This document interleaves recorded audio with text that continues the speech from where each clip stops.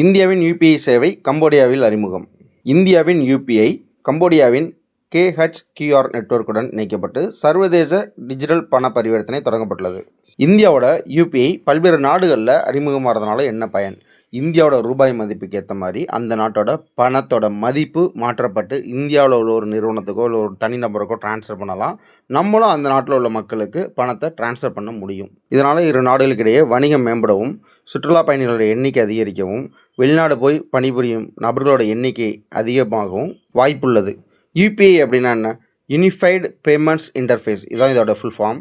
ஒரு வங்கியில் போய் பண பரிவர்த்தனை செய்யணும்னா காலையில் ஒரு 10 மணி தொடங்கி மாலை ஒரு 4 இல்லை 5 மணி வரைக்கும் மட்டும்தான் பண பரிவர்த்தனை செய்ய முடியும். ஆனால் அந்த யூபிஐ ஐடி இருந்ததுன்னா கியூஆர் கோடு மூலமாகவோ இல்லை மொபைல் எண் மூலமாகவோ இல்லை யூபிஐ ஐடி மூலமாகவோ 24x7 24 மணி நேரமும் வாரத்தில் 7 நாட்களும் இந்த சேவையை நம்ம அனுபவிக்கலாம்.